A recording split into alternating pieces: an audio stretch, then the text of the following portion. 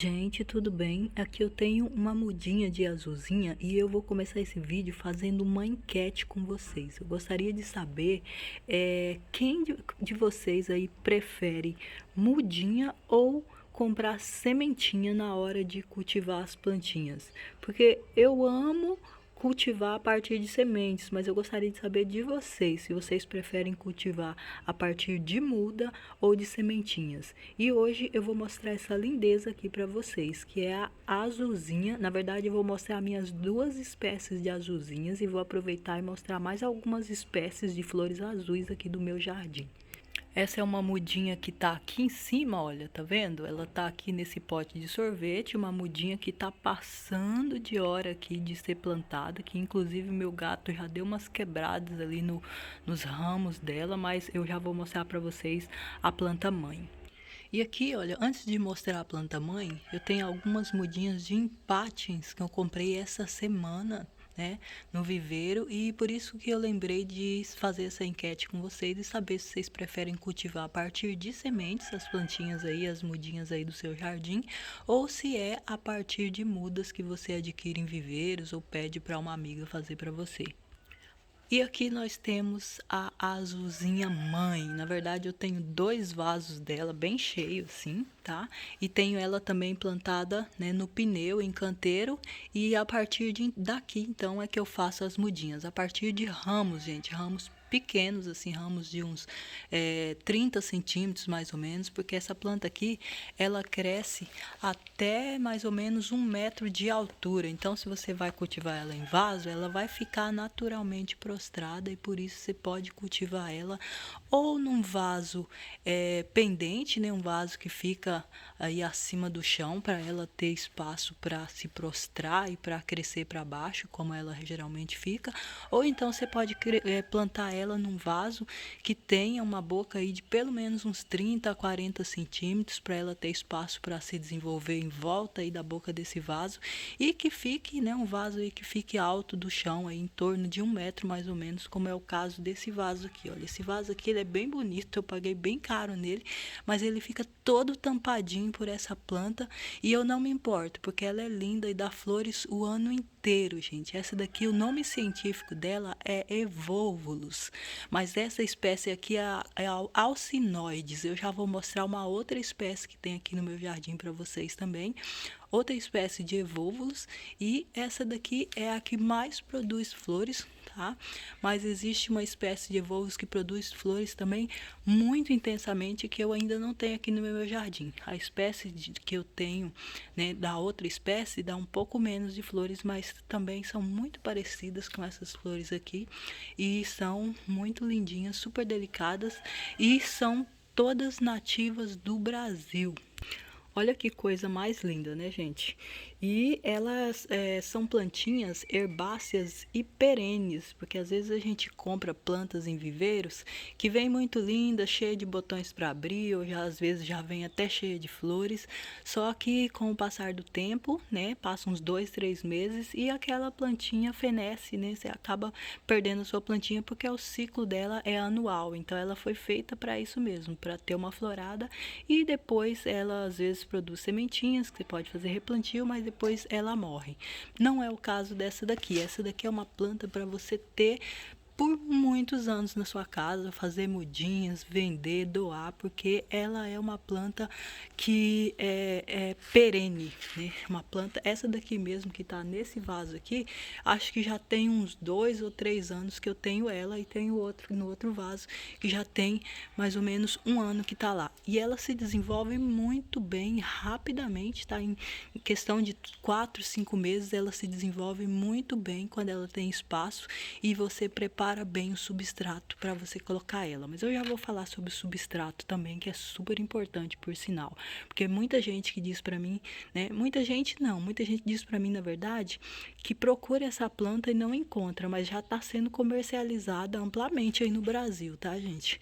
Infelizmente, aqui em casa eu não consegui ainda produzir sementinhas dela. Seria incrível, né? Porque aí fica fácil de você enviar pela internet, pelos correios, né? Se fosse o caso. Mas por enquanto enquanto eu só estou conseguindo propagar ela aqui a partir de mudas.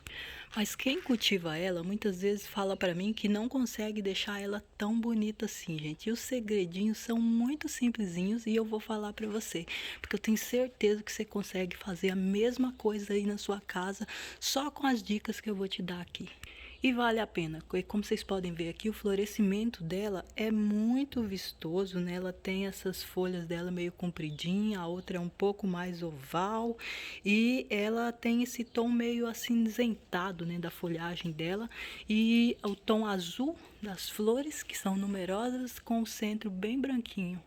São flores pequenas, mas super delicadas e chamativas, né? Um azul bonito e produz flores, né, praticamente o ano todo. Na verdade, ela produz flores o ano inteiro aqui na minha casa. Só que tem uma época do ano que ela diminui a quantidade de flores, né? Então fica menos chamativa, tá?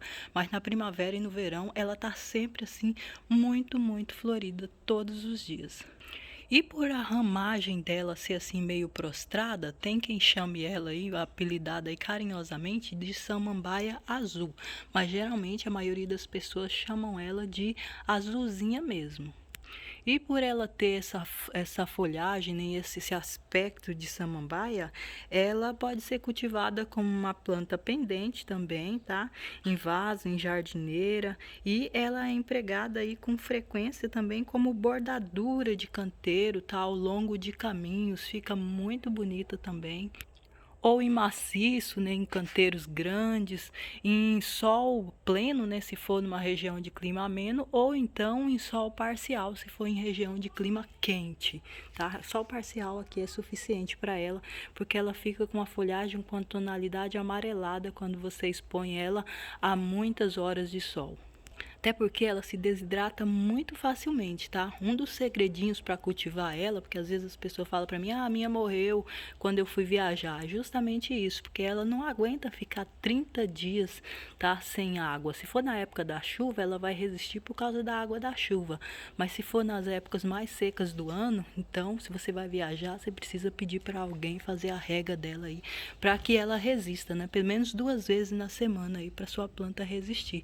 Principalmente se for em região de clima muito quente, igual é aqui na minha região.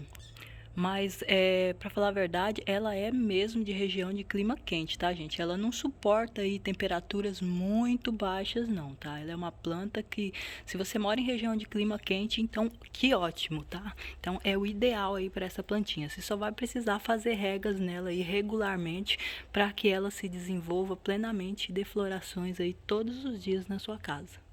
Olha como ficou essa daqui, ó. Eu esqueci de fazer rega nela essa semana e ela ficou meio feiona, assim, sabe? Com essas folhas meio amareladas, né? Tá até com um tom meio enferrujado, mas ela já tá se desenvolvendo, tá? Já tá ficando revigorada novamente, tá? Então a rega para ela é uma rega bem abundante, tá? Quando acontece isso, para ela hidratar novamente. E o substrato para ela, gente, que eu prometi para vocês que ia falar sobre isso, é bem simples. Olha, ela gosta de terra rica em matéria orgânica, tá, gente? Então, o que é uma terra rica em matéria orgânica? É aquela terrinha, por exemplo, que fica embaixo da mata, sabe? Onde as folhas caem e fica em decomposição, né? Então, fica aquela terra escura, soltinha, leve. É aquele tipo de terra que essa plantinha aqui gosta, porque ela consegue retirar os nutrientes daquela terrinha, né, que é uma terrinha vegetal. Ou então você pode simplesmente comprar um pacotinho de humus de minhoca e preparar, né, misturar aí na terra onde você for fazer o plantio dela, porque o humus de minhoca é rico em nutrientes também e vai ajudar a sua plantinha a ficar bonita assim. Se vocês querem saber o que eu coloco aqui na minha, né?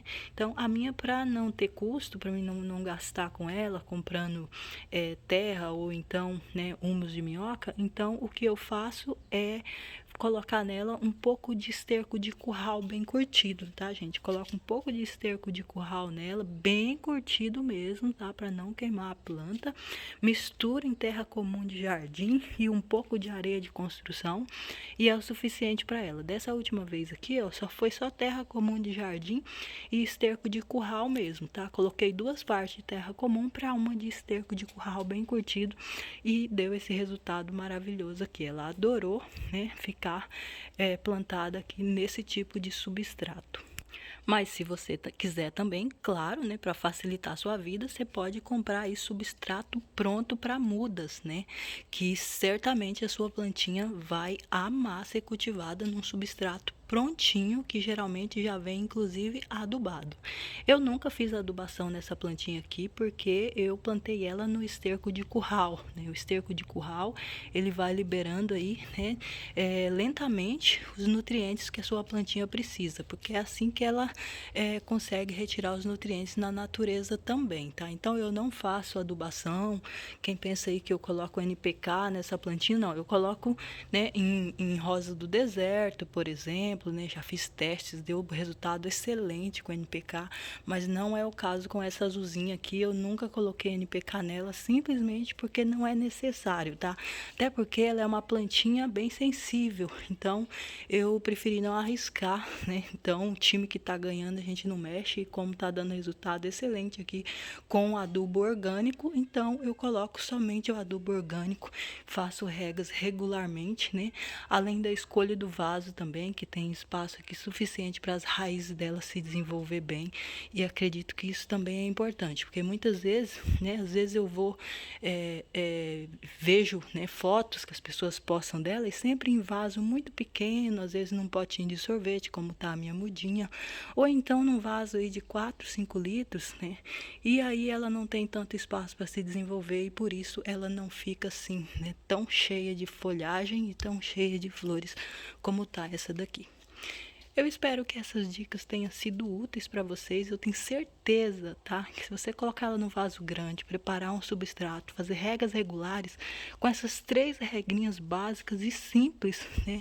Você vai conseguir ter essa planta linda na sua casa, cheia de flores todos os dias. Você vai ver, você vai encantar, tá, as suas visitas, os seus filhos, porque ela é uma planta encantadora, muito linda, e se eles passarem desapercebido por ela, certamente você não vai passar, porque ela é muito linda, tá? Ela sempre encanta pessoas que gostam de plantas.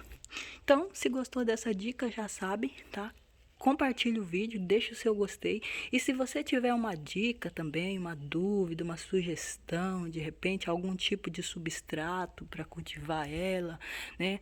Deixa nos comentários para a gente saber. E não esquece de responder a minha enquete, tá? Dizendo se você prefere cultivar plantas, né, a partir de sementinhas ou a partir de mudas prontas, ou os dois também, como é o meu caso. Beijo para vocês. Até o próximo vídeo.